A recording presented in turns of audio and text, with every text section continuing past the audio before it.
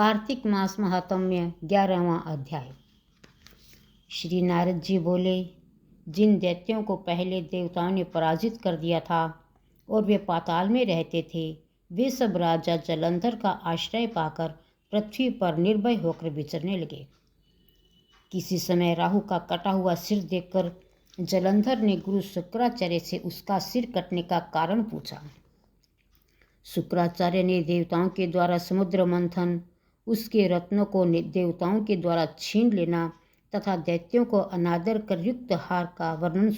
अपने पिता का मंथन सुनकर जलंधर की आंखें क्रोध से लाल हो गई और उसने घस्मर नामक अपना एक दूत इंद्र के पास भेजा। घस्मर स्वर्ग में जाकर देवता स्वभाव में पहुंचा और अद्भुत वचन कहने लगा। घस्मर ने कहा, हे देवेंद्र, समुद्र के पुत्र, सब राक्षसों के स्वामी जलंधर का मैं दूत हूँ और उन्होंने जो कहा है उसे सुनो। तुमने पर्वत से मेरे पिता समुद्र का मंथन क्यों किया? वहाँ से जो रत्न ले आई हो उन सबको शीघ्र मुझे दे दो। इस प्रकार दूत की वाणी सुनकर महाराज इंद्र चकित हो गए। भय और क्रोध युक्त हो घस्मर से बोले, हे दूत, प्राचीन काल में जिस लिए मैंने समुद्र का मंथन किया था उसे सुनो। मुझसे भयभीत पर्वतों को समुद्र ने अपने उदर में छिपा लिया और प्राचीन काल में मेरे शत्रु दैत्यों की रक्षा की थी, अतः मैंने उसका मंथन कर अपने सब रत्न वापस ले लिए। इसी प्रकार प्राचीन काल में समुद्र के शत्रु शंखासुर ने भी देवताओं से द्वेष किया था। हमारे छोटे भाई विष्णु भगवान ने सागर में घुसकर उसे मारा था। अतः अपने स्वामी के पास जाओ और समुद्र मंथन का सारा संवाद अपने स्वामी जलंधर से जाकर कह सुनाओ। नारद जी ने कहा, इस प्रकार वह दूत इंद्र से विदा ले पृथ्वी पर आया और इंद्र का संपूर्ण कथन राजा जलंधर से कह सुनाया।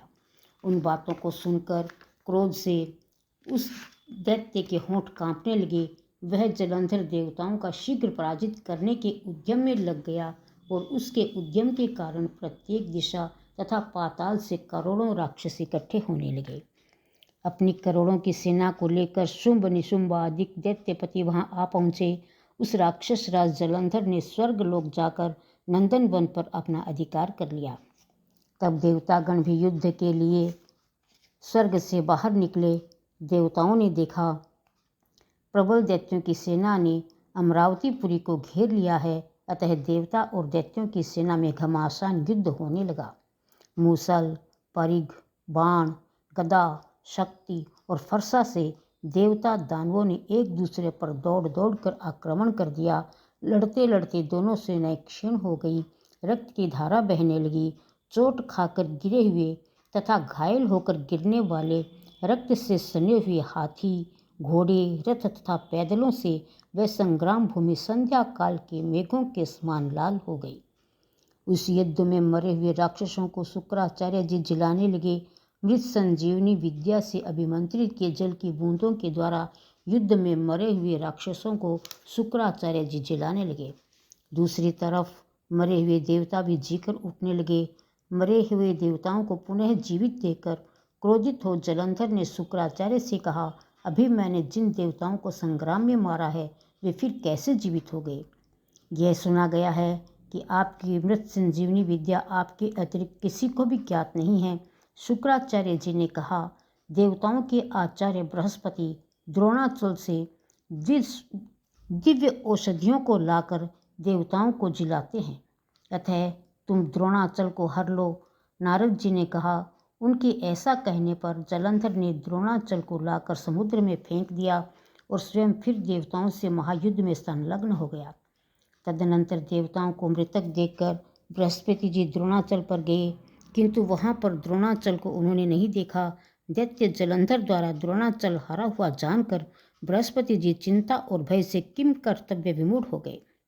उष्ण उच्छ्वास लेते हुए बृहस्पति ने आकर दूर से कहा कि हे देवगणों, आप लोग जल्दी भागे, क्योंकि आप लोग इसे जीतने में समर्थ नहीं हैं।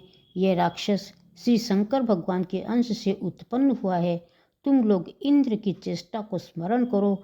इस प्रकार बृहस्पति की वाणी सुनकर भय से व्याकुल होते हुए जलंधर राक्षस द्वारा मरे हुए सब देवता दसों दिशाओं में भागने लगे। देवताओं को भागा हुआ देखकर समुद्र पुत्र जलंधर तब शंख भेरी तथा शब्द करता हुआ अमरावती नगरी में पहुंचा। राक्षसों को इंद्रपुरी में अधिष्ठित देखकर राक्षसों से सताए हुए देवता कैलाश पर्वत की गुफा में जाकर रहने लगे। इसके पश्चात जलंधर इंद्र आदि के समस्त अधिकारों पर शुंभ आदि राक्षसों को अलग अलग अधिष्ठित कर स्वयं कैलाश पर्वत की गुफाओं में चला।